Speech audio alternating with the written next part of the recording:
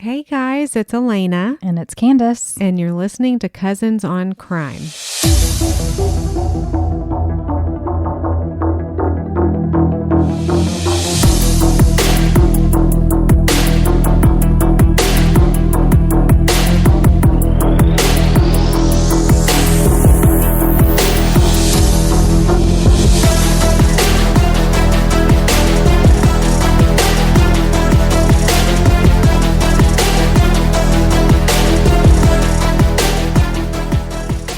Felt like I said Candace. Candace? Was sold. One time, when I was a teenager, I had a friend that I could tell he would look at me like I was odd. And he's like, why do you say your S's like this? What? And you're... I was what? like, You've never listen. said your S's like that. I was like, I don't know. I don't know what you're talking about. He's high. That child was high. I was like, well, you know what? This is the way God made me. I mean, So he was flirting with you, Lena. No, he did not like the way I spoke. That's I really was weird. irritating to him. Okay. But that's okay. You know what? That's okay because What's his name? Say his name. Lance. Lance. Not our cousin. No. You know who I'm talking I about. know exactly who you're talking about. Mm-hmm. LL Bean. That's right. Anyways, forget him. Yeah. Enough about him. What's going on with you? Oh, sending Chase to public school and Oh, really? yeah. It's really exciting around our house. Is it? Yes, he is. I mean, he is a social butterfly. Oh, he's gonna fly. He's gonna fly high. He's already loving it. Like the first orientation day, he was on cloud 9. That's hilarious. Yeah, He's gonna be beating those girls off with a stick. girl. They're gonna be lining up at his locker. Yeah. The first day, one of his friends that he already knows from church was like, hey, my friend wants your number. Oh my gosh. Right off the bat. Yeah. And he was like, what? Tell them no, I'm not, I don't want a girlfriend. And I was like, oh, buddy, this is just a glimpse. Oh my goodness. He's such a cutie. He is real cute. Super cute. Yeah. Well, Godspeed to you. Thank you. Because I just shared with you what happened in my daughter's first grade class today. Right. And I don't want to deal with that. And you're dealing with teenage stuff. Yeah. And I don't even know. Just put your head in the sand. I don't know what I'm going to do. You'll do the right thing. Oh, Lord. You've already made the first step to make it right. Well, yes. It's getting into this routine feels really good because I can get started with work at like 7:15 in the morning. Oh yeah. And then it's quiet around it's so here. quiet. I can get a lot done.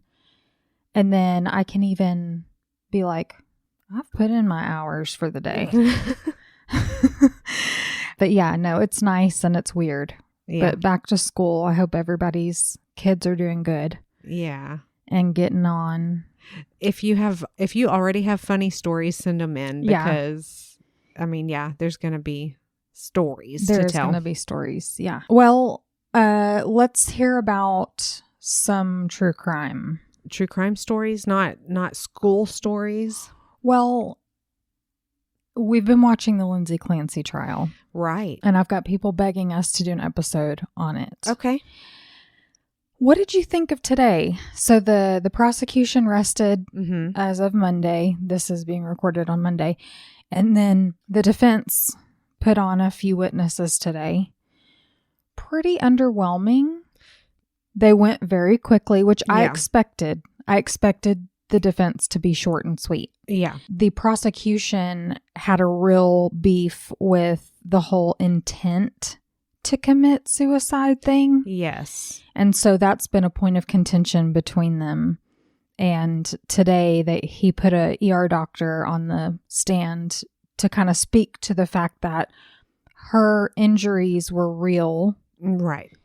And deeper than just, I mean, yes, there were some superficial, but deeper than just a scrape. Right. And she had hypothermia, which I didn't realize. I mean, her body temp was 82 degrees. So that checks, but it's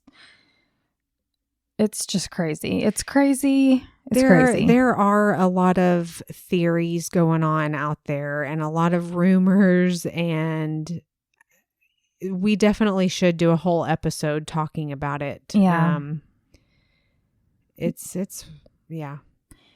Yeah, we may wait till everything's, flushed out with the verdict and all of that, just to kind of speak on it. But yeah, this is what I've been waiting for in the trial is the defense to do their thing. And yeah, it's the beginning of people she knows and speaking on her character and kind of what she was going through in life, because these are people who are close to her mom, her sister, a friend. And so yeah, although that first one, I kind of thought it was kind of weird because she was just a work friend who didn't really talk to her after she had the last baby. Well, I think the defense already wanted to call her, like she was on the list. Okay. And I think she was just ready to, like, she kept messaging into the, or contacting the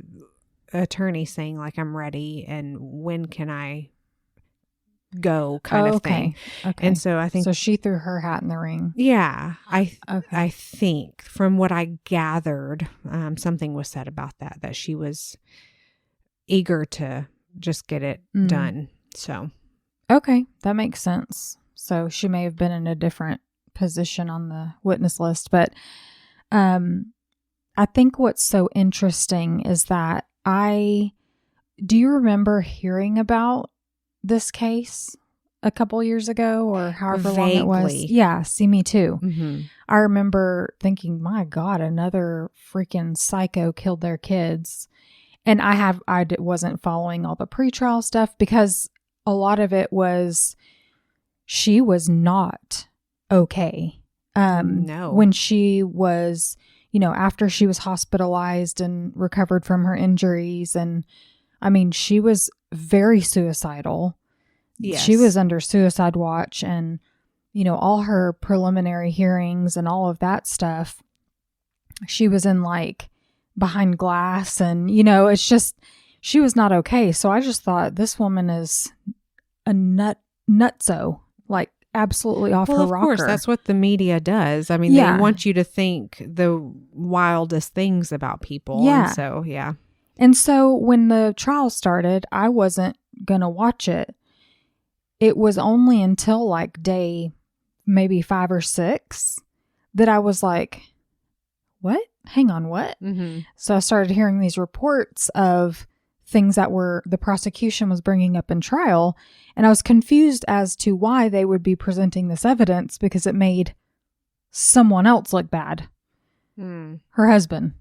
Right. And so I went back and I was rewatching the first couple days of trial and I was just confused at some of the prosecution's quote unquote evidence. I listened to her opening statement. She's painting Lindsay as a manipulative shrew who, controlled everything. And that's just the CEO of a household. I mean, that's just somebody running a house. That's a great point. Yeah. And what I think is interesting is how she painted her in that opening statement and then did nothing. But the people who she's brought up on the stand it's painting a whole different picture. Yeah. It's showing that she cared, that she was a great mom. Loved her kids. Yeah. Anyway, but I think this is a really interesting one because we've watched a lot of trials, Lena, you and I think we get so much information up front in those pretrial hearings and in those reports shortly after, the investigative reports that start coming out. And this is just has such a different vibe. Mm-hmm. So it's very confusing. And it's very telling that so many women around the world are wrapping their arms around this woman and saying, me too. And and there's so many influencers out there that are they either, like you said, want to wrap their arms around her and console her, and then there's people that are mad or burn her at the stake. There's people that are upset that there's people that want to console her, because how could you want to console this woman who killed her 3 kids? And there's that aspect, and then there's the aspect of she needed help, and she begged for help. She begged.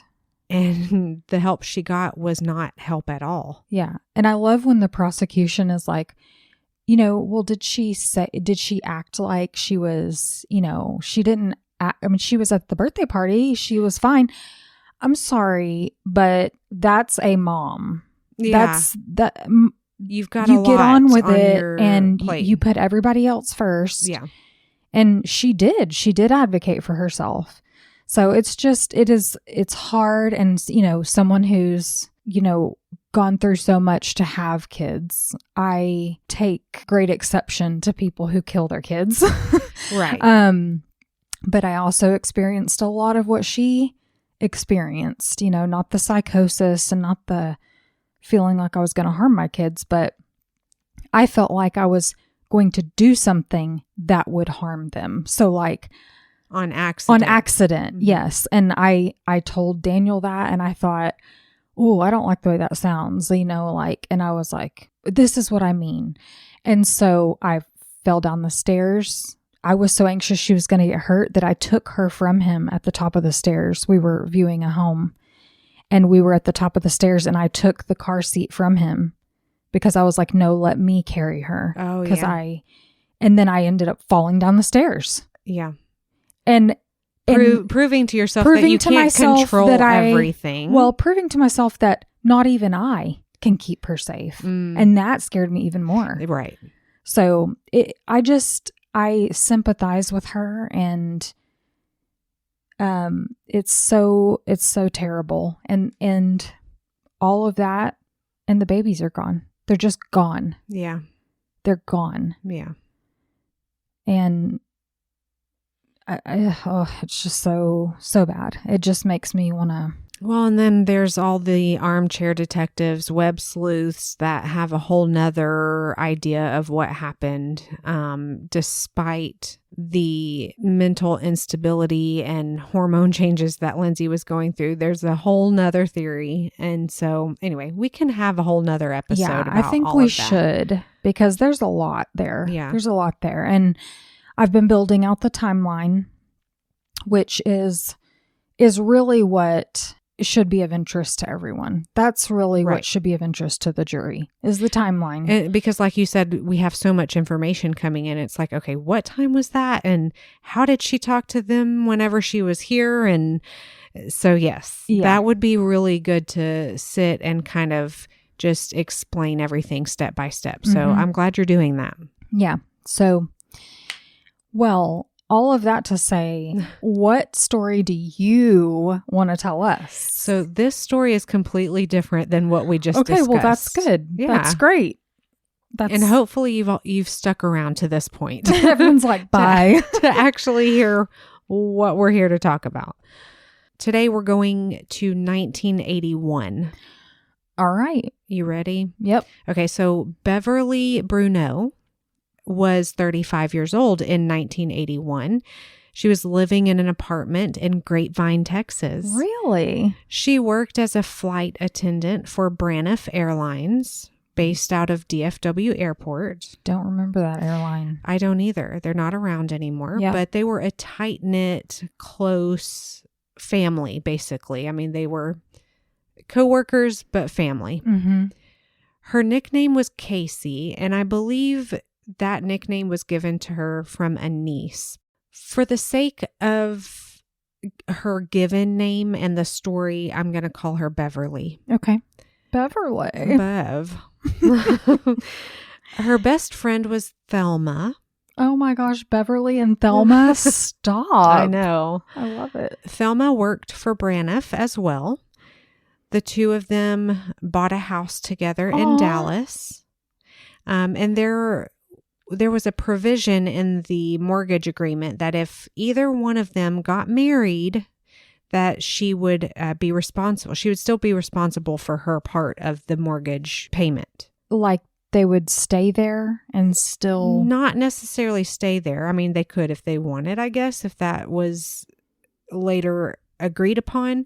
But it wasn't like you could just move out with your husband in a different place and just leave them high and dry. Okay, with the I was mortgage. Thinking the opposite. Like Right. you would move your husband in and be like, you We're need to go here. somewhere else, but you're still responsible for paying the Okay. mortgage. That's kind of what I thought you meant. No, so like if But no, your thing makes way more sense. yeah, so if one gets married, they go off and live with their husband, but they still have to keep helping the other person pay for the mortgage. Yeah, that's fair. Yeah, they both signed the agreement. They agreed on it. That's kind of a cool clause. I mean, Right. it's like two singles and they're like, wait a minute, what if we get dudes? I know, and they had their future in mind. Yeah. And so you have to think about these Got things. to. What if? It's not like you put all your eggs in this basket and you're like, now what? So they were thinking things through. Yeah. And I don't know, maybe the mortgage company helped them think that through. Yeah. I don't know. Good point. But the two of them were dating men who also worked for Braniff. Thelma was the first to get married, and she met Larry Dean Brown, a seemingly prestigious man, a decorated pilot in the Navy. Excuse me. He served in the Vietnam War and flew in more than 100 combat missions. Oh. When he left the Navy, he became a pilot and flight engineer for Braniff. What do you think that he's doing while he's flying these commercial flights? Do you think he's like looking out his rearview mirrors? I mean, I know planes don't have rearview mirrors, but when you've done so many combat flights, I mean, Right. can you just relax and be like, okay, we'll be in Vegas and Yeah, you was know? this like what he gets? Wow. It's how do you transition from Right. that to that? Okay. I don't know. You're like, Candace. okay, Candace, just We can ask him maybe one day. okay, Maybe. all right. We'll see. We'll talk about We'll it here in a see. little bit. Oh, ominous. When Thelma and Larry got married, they bought a house in Grapevine, and Thelma still made good on her responsibility of paying her part of the mortgage. Oh, Beverly was really doing it. I mean, she was successful, living on her own. She had a good job, being independent, not rushing life, just living. mm-hmm. November of 1980, Beverly's Dallas home caught fire Oh no. when she was gone on a work trip when it caught on Oh, fire. man. The firefighters arrived and were able to extinguish the fire, but somehow the fire started up again What? later in the day. Was it a trick candle? What? Right? Was it a Later trick in the candle? day, like they'd already gone home? Well, from the reports that I read, that's what I understood. Like they got the fire out, and then later in the evening, the fire my sparked up God. again.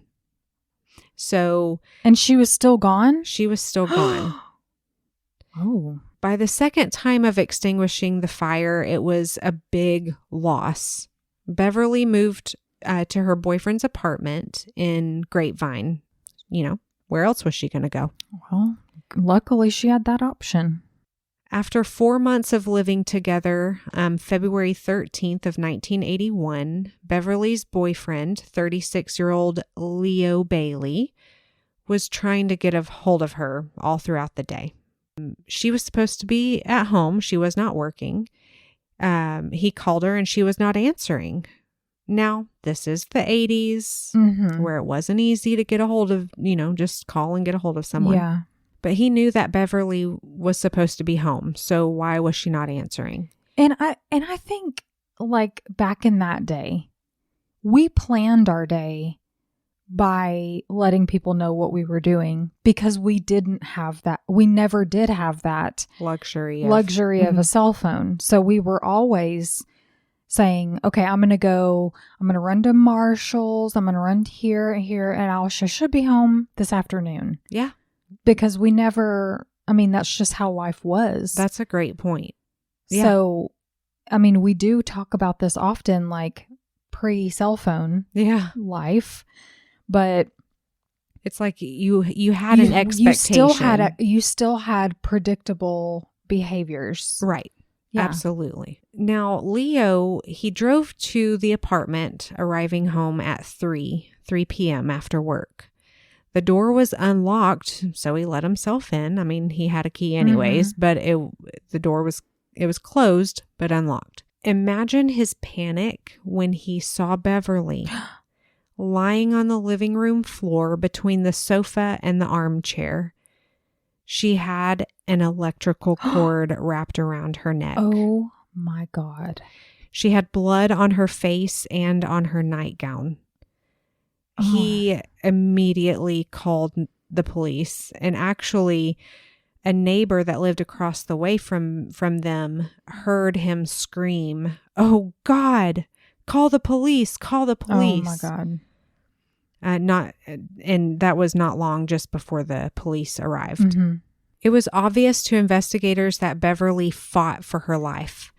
There were several areas in the apartment that they found spots of blood. Beverly had several injuries on her body.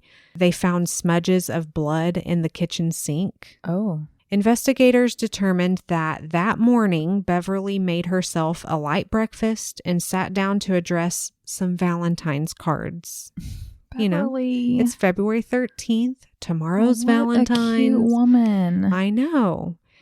And so I imagine that as she's eating breakfast, about to write out her Valentine's, her and Leo were having breakfast together before he leaves to go to work. And so surely they discussed their plans for the day, like you mentioned a while ago. So they eat breakfast, and Leo, he left for work early that morning. And honestly, I don't know if he actually ate with her. That's what I am imagining in my mind. So this was the last time that Leo talked to Beverly. She was still in her nightgown when he left for work. Yeah. When police arrived, Leo was in a state of shock, as you could imagine. The medical examiner determined the cause of death was strangulation, and tests confirmed that she had not been sexually assaulted. Okay.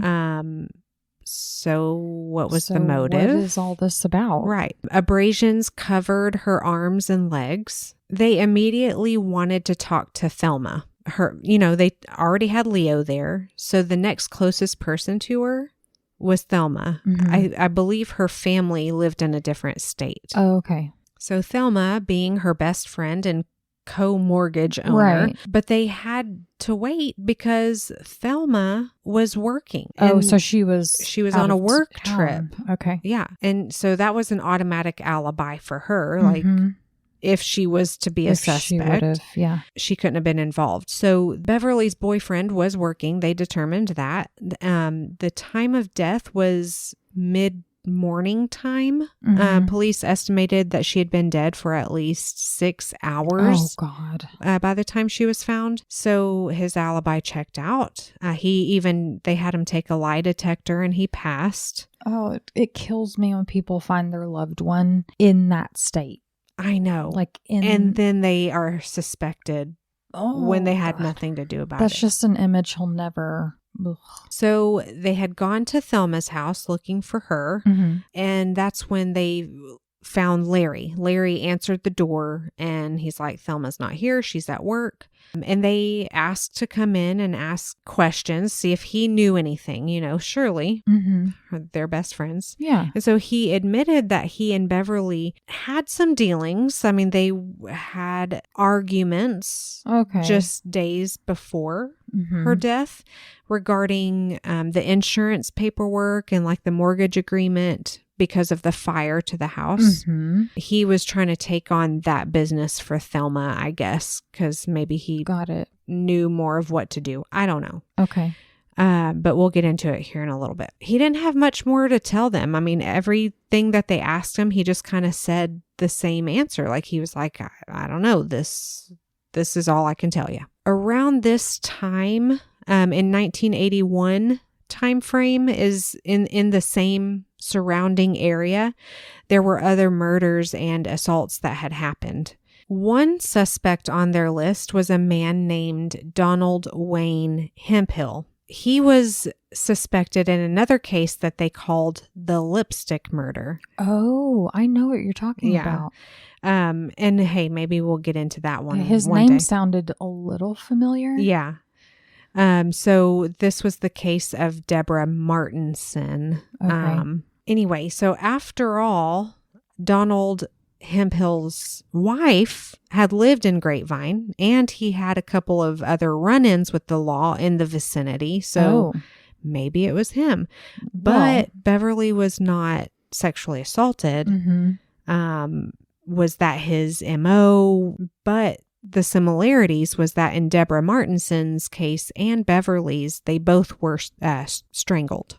Okay. I mean, like the area, the time frame. Yeah, there's similarities there. But Grapevine investigators could not shake the notion that Beverly knew her killer and let him in the apartment that morning since there was no signs of forced entry. Without anything to go on and no other leads, they didn't know what else to do.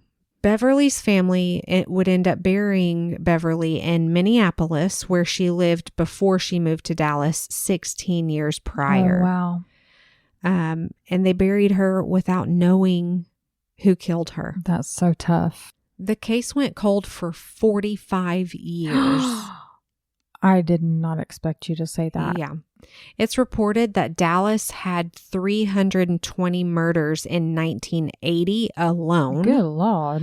In 1981, it was looking at a similar turnout. It's also reported that 90% of the murders were solved or cleared, and they were proud of that standing. That 90%. That is given the time. Exactly. Exactly. Beverly's would be one that wouldn't be so easy to solve, though, at the time. But recently, in 2025, a new investigator, a Grapevine police detective, started digging into the case. They really wanted to solve it and get justice. It had been way too long. Everyone she was close to was investigated again, whether directly or surreptitiously. They found the mortgage agreement between Thelma and Beverly, as well as reports from Beverly's mother that Larry Brown, Thelma's husband, had been forceful with Beverly about getting Thelma out of the agreement, amongst other financial issues, which we'll get into. The new detective could not shake the feeling that he got when he read the reports on Larry Brown. And he wasn't going to let it go. Right. When Larry was questioned back in 1981, they reported him as being evasive. Like, at first he was up front, but the more questions they asked, he just wasn't giving anything. He had a fresh wound on his hand. Oh, go on. Really, it was just a small wound. It was just under his right thumbnail, like a gash in his, like a flap open in his skin. Ew. I don't know. It was small, but nonetheless, it was significant. Larry explained that he hurt himself while working on a construction site. He refused to let them photograph his hand and to let them get fingerprints. And he refused a polygraph. So Seems like he's got something to hide for sure. Oh, yeah. In 2010, with advanced DNA testing, they sent Beverly's blood-stained nightgown, which they still had all these years, to be tested at the University of North Texas Laboratory. Okay. Lo and behold, a full DNA profile from an unknown male was captured. So it wasn't just her DNA. Mm-hmm. This profile was uploaded to CODIS, but there was no match in the system. Well, surprise or no surprise? Yeah, no surprise there. The detective knew that he had to get a hold of Larry's DNA, but he also knew that Larry was not going to just offer it up. No, I'd be hiding in the bushes next to a trash can. Well, and that's pretty much what they did. Yeah. They found that Larry moved to Colorado in 1988. Oh, really? Yeah. So Larry went to law school. Really? And became an attorney. Interesting. And moved to Colorado, where he practiced law in Lakewood. He had a long career, actually, being a lawyer, focusing on financial struggles like bankruptcy and estate planning. Oh, well. Well, he had some... he had experience in that department. Exactly. So just this year, the Grapevine detective called in a favor from the Larimer Sheriff's County. He said, "Can you guys hide in the bushes next to a trash can?" That's exactly what he did. He's like, "I'm going to need your help." So he said, "We need this covert DNA sample from Larry Brown." Investigators in Colorado waited for the next trash day at Larry's house, and when no one was looking, they grabbed 2 soda bottles and a barbecue sauce bottle from his trash bin. And barbecue. Yeah, barbecue in Colorado. How good is that? I don't know. Well, he was missing Texas. I'd say. So they sent it off for testing. The results came back on May 28th of 2026. Nice. 26. So recently. Not long ago. So Larry could not be excluded. Gotta love that abandoned property. Exactly. Love it. So yeah, if you did not know, once you throw away your trash, it's considered abandoned property and anybody can take it. Anyone can have it. You set out a old rocking chair at the curb. Mm-hmm. That is up for grabs. Yeah. I'm not saying that I recently picked up a rocking chair off of the curb in South Lake. Which is close to Grapevine. But, you know. You may or may not have. I maybe did. Okay. But that was abandoned property. Absolutely. So, quick side note, there was a video of these 2 women who they were on video picking up these bicycles off of the street on the sidewalk where you normally put trash. Yes. And they're like just putting it in the back of their truck. And people were like, I know you probably thought this was trash, but can you return our bikes? Can you return? Our kids left their bikes in the wrong place. Oh my gosh. Yeah. Anyway. That's so yes, funny. It wasn't trash. That's how they got Koberger, dude. They went through his trash. That's right. His parents' trash. His mommy and daddy's trash. You think you're so slick, right? Stupid idiot. Oh. So yes, he could not be excluded as a contributor to the male DNA from the nightgown. Okay. Well, that's a problem for you, Larry. Right. Explain. So this is the key that would help solve this case and bring down a murderer that was right under the investigators' noses for 45 years or 45 years ago. Yeah. Was he still married to Thelma? So that I Not clear. And dug and dug and dug. She may have just kept a low profile. They had to have. Or ditched him. I don't know. So I was digging on Facebook. I was like all over the place trying to find their personal information. And the only thing I could find was a comment of someone who knows Beverly and that said, yes, Thelma is still alive and she was still married to Larry. Oh, okay. That's the only comment that I've seen. No reports. Maybe I'm just not looking in the right place, but it'll come out. Yeah. We'll get the information. Yeah. So June 8th of 2026, at 79 years old, Larry was arrested and charged with Beverly's murder. He was 34 years old at the time of the murder. He was sent back to Texas to face justice and was indicted on June 29th. Big mistake, dude. Big mistake. Oh, man. So, yeah, just June 29th, he was indicted. We know how long the process takes. Yeah.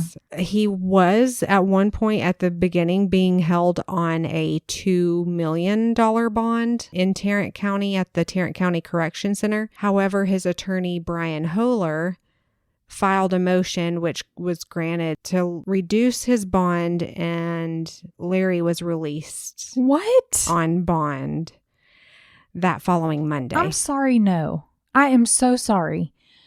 This guy has gotten to live his entire life, go to law school, establish a whole new career, move, do what he wants all this time. Yeah. It's over for you, my dude.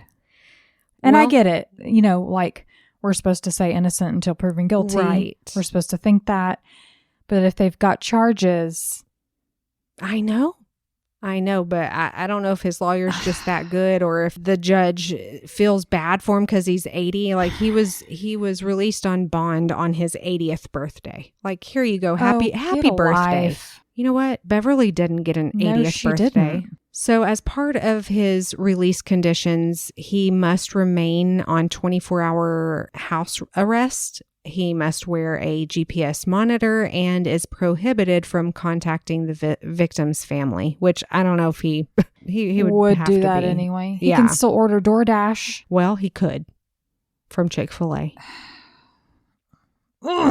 He's not allowed to possess any firearms or consume alcohol or controlled substances. Okay. So why? What's the motive for him to murder Beverly Bruneau? Remember I told you that Larry was pressuring Beverly to sign paperwork to release Thelma from her mortgage responsibility. There was another clause in the mortgage agreement saying that if one of the women died, the insurance of the mortgage agreement would pay off a portion of that loan. So there's a financial motive there. Yep. Two different points of financial motive. Be more obvious. I'm sure you can imagine that this was taxing on their new marriage, Thelma and Larry's. You know, I mean, yes, Larry was a pilot and I'm sure made a good salary, but if they're anything like me, you want to cut spending anywhere you can. Well, yeah, and you don't want your hard-earned money going to something that's doesn't directly benefit you. Right. It's like a donation almost. So Larry was working hard to try to get this out from under Thelma, so he didn't have to pay no money. But also at the time, Larry would end up getting laid off from Braniff. Wow. As a pilot. So he loses that money. Yeah. At least he didn't have all of his eggs in that basket. He was partial owner in a construction company. Remember I told you that? Yeah, the construction site. Yeah, that's the reason he gave why his thumb was injured was the construction site. So he was part owner in this construction company. So that kept some income rolling in.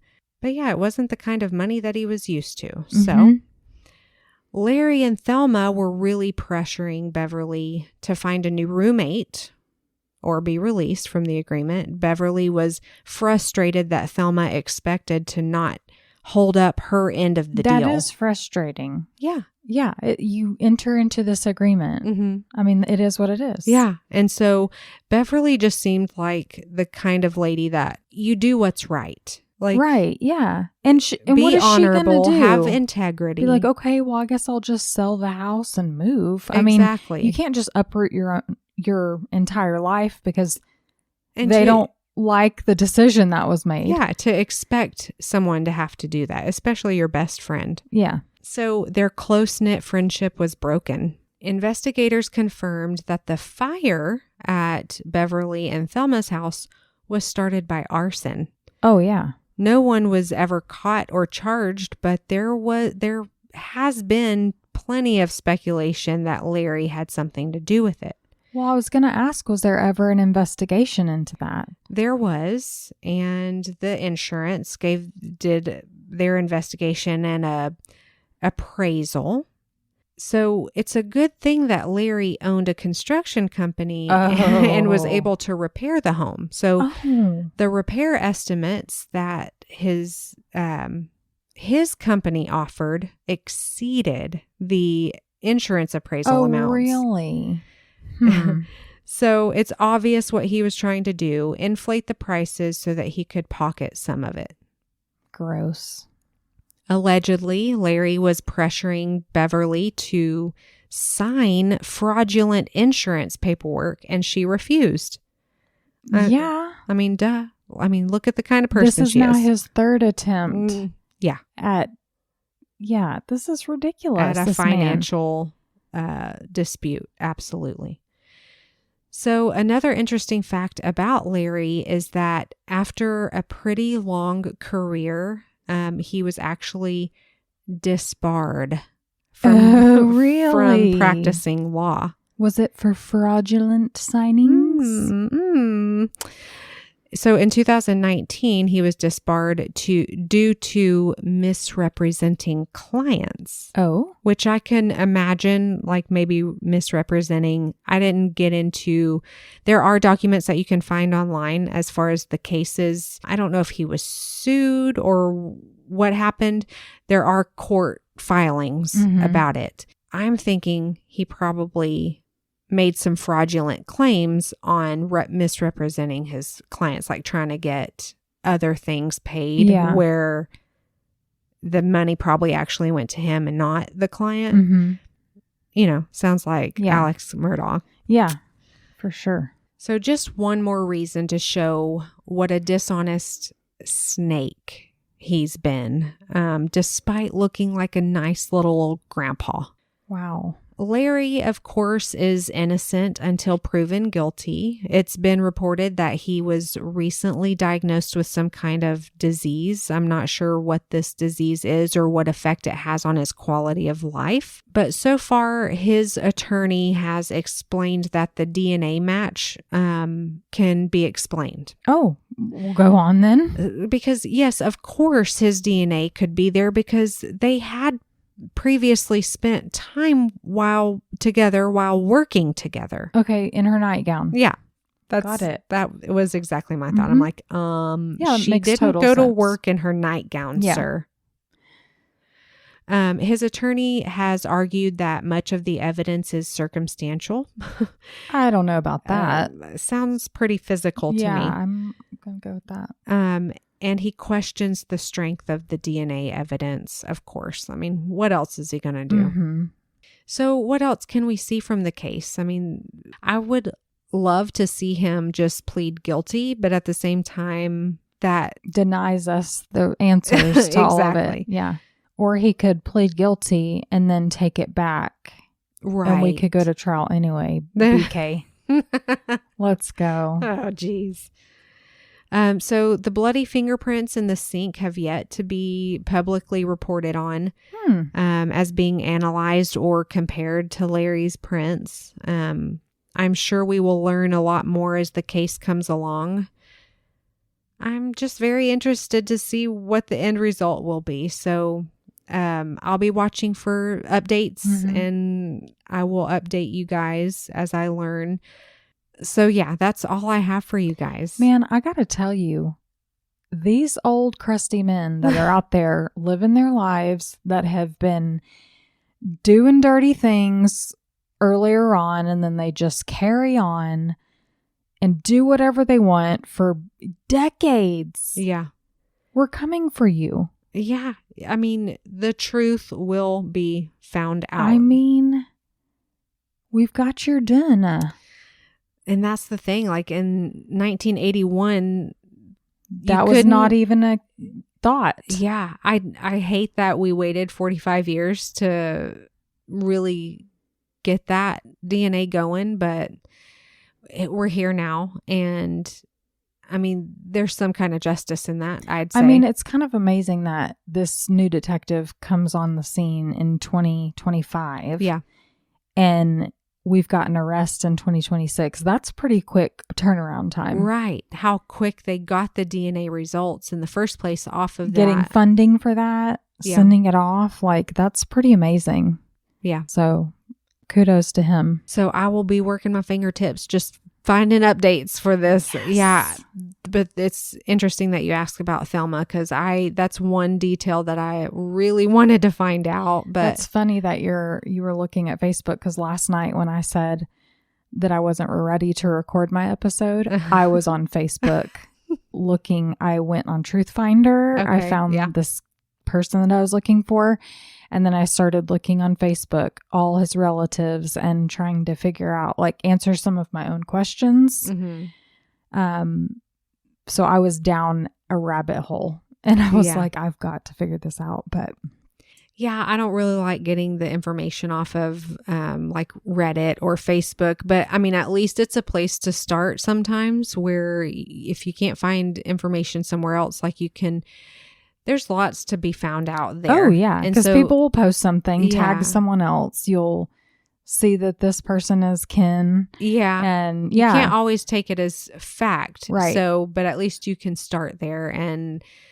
But I just wasn't finding that. The only thing I found was that comment of that lady saying, yes, they're still married and she's still alive. So I don't know. Well, that's the thing, isn't it? Because I'm having trouble finding my person, which I'll talk about next week, but it's like they lay low and they're just kind of a ghost for the rest, because they just don't want to. Right. And there's question, like, did Thelma know what he did? Was she complicit? They were best friends. Yeah. Yeah. Was she complicit? Did she know? Wow. Well, that is wild, and I'm so glad he's going to be facing consequences for his actions. I think it's really interesting when we've got that financial crime aspect, because that is so physical. There's so much data, paperwork, so much to track down, right? And you can link so much with that. Yeah. So even if, I hope all of that's allowed. I mean, I feel like it's pretty relevant to this crime. So hopefully it's all allowed in, and it's just more evidence for the jury. We'll see, but I'll be watching. Well, rest in peace, Beverly. Yes. Fly high. Oh my gosh. Sweet angel. Her little Valentine's cards. Are you kidding me? And they were 80s Valentine's cards, so they were good. Oh, yeah. Well, may she rest in peace. And she's probably laughing right now in heaven. Yeah. At his stupid ankle monitor. Well, that was great. Let's do it again sometime. Let's do it. Bye, guys. Bye. Bye. Thanks for listening to Cousins on Crime. If you're enjoying the show, please rate and review wherever you listen, and consider joining our Patreon for bonus episodes every month. Follow us on Instagram and Facebook for case photos and to stay up to date with the latest C-on-C news. If you have a case suggestion or just want to tell us how cool we are, email us at cousinsoncrime@gmail.com.